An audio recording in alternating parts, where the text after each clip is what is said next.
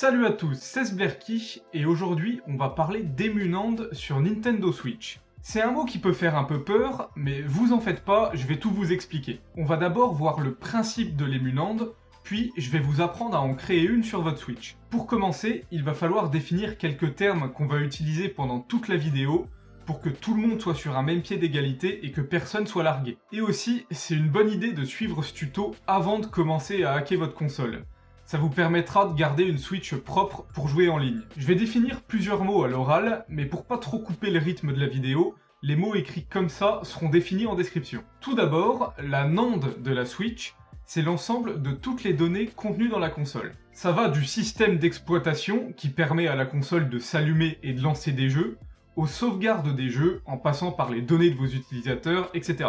Voyez ça comme l'âme de la console. Sans la NAND, la Switch ne serait qu'un bout de métal et de plastique qui pourrait pas s'allumer. C'est pour ça que dès qu'on hack la console, c'est très important de sauvegarder la NAND au cas où on corrompt les données. Il suffit alors de restaurer la sauvegarde et la console fonctionne à nouveau. La NAND de base de la Switch est appelée SysNAND, pour NAND System. Une Emunand, comme son nom l'indique, permet d'émuler la SysNAND sur un autre support. Donc dans le cas de la Switch, ce sera sur une carte SD. Ça vous permet d'avoir deux NAND complètement séparées, et du coup, vous pouvez garder une SysNAND propre pour jouer en ligne, par exemple, et sur votre Emunand, vous pourrez installer des jeux hackés et autres joyeuseries du CFW. Car oui, si c'est votre première fois ici, il est bon de rappeler que le custom firmware modifie le système d'exploitation de votre Switch pour pouvoir lancer des homebrew ou alors des jeux que vous n'avez pas achetés. Mais en contrepartie, une console en CFW signifie mode avion H24, car sinon vous vous ferez vite bannir des serveurs de Nintendo et vous pourrez plus jouer en ligne, voire même plus télécharger de mise à jour. Donc grâce à l'Emunand, vous pourrez garder une SysNAND en OFW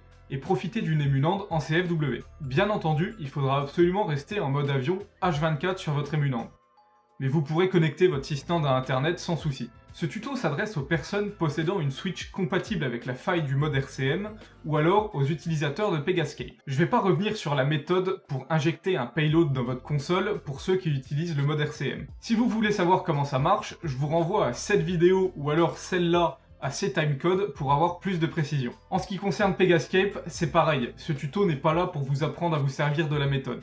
Un tuto pour ça arrivera bientôt. Sinon, je m'en sors pas. On va aussi partir du principe que soit vous avez une sauvegarde de votre SysNAND propre qui date de quand vous avez commencé à hacker votre console, soit c'est votre première fois ici et votre console est encore propre. Pour les personnes qui ont hacké leur console mais qui n'avaient pas fait de sauvegarde de leur SysNAND propre avant de commencer, bon déjà vous êtes légèrement inconscient, mais ensuite, je vais mettre en description le lien d'un tuto pour nettoyer votre SysNAND à la main. Mais il faut savoir que ça laissera quand même des traces minimes et que du coup vous aurez quand même un petit risque en vous connectant à internet. Pour suivre cette vidéo, il vous faut aussi une carte SD de minimum 64 Go, mais c'est quand même mieux de prendre 128 ou 256. Et il faut que cette carte soit formatée en FAT32. Pour formater une carte aussi grosse que ça en FAT32, je vous mets en description le lien d'un logiciel qui va vous permettre de faire ça. Quand vous êtes sur le logiciel, il faut faire clic droit sur la carte, puis formater la partition. Et là, vous sélectionnez FAT32. Puis vous cliquez sur Appliquer pour lancer l'opération. On va maintenant créer une partition sur votre carte SD pour accueillir l'Emunand. Ça permettra à l'Emunand d'être complètement séparée des autres fichiers sur votre carte SD, et du coup elle sera indétectable par Nintendo. Toujours sur AOMEI donc, faites un clic droit sur votre carte SD fraîchement formatée en FAT32, puis sélectionnez Redimensionner la partition. Dans la fenêtre qui s'ouvre, faites glisser le curseur pour faire en sorte que la taille de la partition de droite soit d'environ 31 Go. Quand c'est bon, cliquez encore une fois sur Appliquer, puis quand c'est fini, faites un clic droit sur la nouvelle partition. Vérifiez que le système de fichiers est FAT32, puis appliquez encore une fois. Ici, c'est très important que la partition de 31 Go soit celle à droite de votre partition principale. Il va maintenant falloir lancer la dernière version du payload EKT sur votre console. Pour ceux d'entre vous qui utilisent la faille du mode RCM, c'est comme d'habitude. Vous utilisez Tegra pour injecter le fichier, et si vous voulez plus de précision, je vous renvoie aux deux vidéos que j'ai évoquées tout à l'heure. Et pour les utilisateurs de Pegascape, il suffit de booter ce payload comme un autre. Je vous mets le lien d'EKT en description. Quand vous avez téléchargé l'archive d'EKT, il faut mettre le dossier bootloader et le fichier bin à la racine de votre carte SD. À ce moment-là, si c'est la première fois que vous hackez votre Switch, il va falloir faire une sauvegarde de votre SysNAND. Pour faire ça, allez dans Tools, puis Backup eMMC, puis eMMC Boot 0 et Boot 1. Quand c'est fini, appuyez sur Close, puis sur eMMC RAW GPP. Ça va prendre un peu de temps, mais c'est nécessaire. Donc faites attention à ce que votre Switch ne s'éteigne pas pendant l'opération. Je profite de ce moment pour vous dire qu'une vidéo comme ça, c'est beaucoup d'heures de boulot, et YouTube aime pas du tout le hack. Donc je vais sûrement me faire démonétiser, voire même strike ma vidéo comme pour l'AK. Du coup, si le cœur vous en dit, vous pouvez vous abonner et laisser un pouce bleu sur la vidéo, ça aide beaucoup au référencement de la chaîne. Mais revenons à nos moutons. Quand la sauvegarde est terminée, cliquez sur Close 2 fois, puis sur Home, et enfin sur Power Off. Enlevez la carte SD de votre Switch, et copiez le dossier Backup se trouvant dessus sur votre PC à un endroit sûr. Dedans se trouve votre sysnand propre et c'est très précieux. Quand c'est copié, vous pouvez effacer le dossier Backup de votre carte SD. Relancez ensuite EKT, puis allez dans eMuMMC. C'est un autre nom pour désigner l'emunand.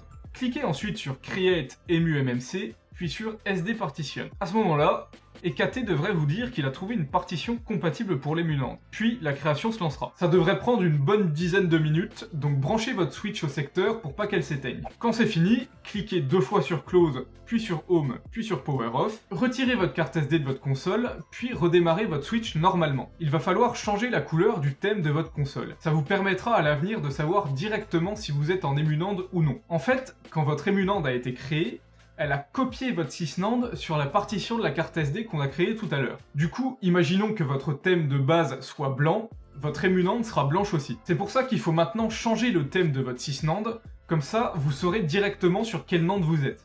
Quand c'est fait, éteignez votre console, puis retournez sur votre PC avec votre carte SD. Vous allez maintenant devoir faire un tour sur le site SD Setup pour récupérer les fichiers du CFW à mettre sur votre carte SD. Le lien du site est dans la description. Une fois sur le site, sélectionnez Cosmos Default ou alors Cosmos plus Pegascape si vous utilisez Pegascape. Cochez bien la case Signature Patches, c'est ce qui vous permettra de lancer des jeux non achetés. Puis téléchargez votre archive. Ouvrez ensuite l'archive, puis placez tout le contenu du dossier SD à la racine de votre carte SD, sur votre première partition. Donc c'est celle où normalement il y a le dossier Nintendo et le dossier pour EKT. On arrive au bout du tuto. Remettez votre carte SD dans votre Switch, relancez ensuite EKT et allez dans Launch, puis emunand CFW. Et normalement, votre emunand se lance en CFW. Vous pouvez vérifier que vous êtes bien en emunand grâce à la couleur du thème. À partir de là, vous pouvez profiter et commencer à installer des jeux avec Goldleaf tout en restant H24 en mode avion. À ce stade, ceux d'entre vous qui avaient déjà hacké leur Switch, vous pouvez maintenant restaurer la sauvegarde de votre sysnand propre que vous aviez normalement fait au tout début de vos manipulations. Et ceux qui n'ont pas de sauvegarde de leur sysnand propre, eh bien je vous souhaite bon courage pour suivre le tuto que j'ai mis en description. Cette vidéo est enfin terminée, courage au moi du futur qui va devoir monter tout ça. Si le tuto vous a plu, alors n'hésitez pas à vous abonner et à me laisser un pouce bleu. Si vous avez besoin d'aide, n'hésitez pas à passer sur le serveur Discord, j'ai mis le lien en description. Sur ce, portez-vous bien, et à la prochaine pour une nouvelle vidéo.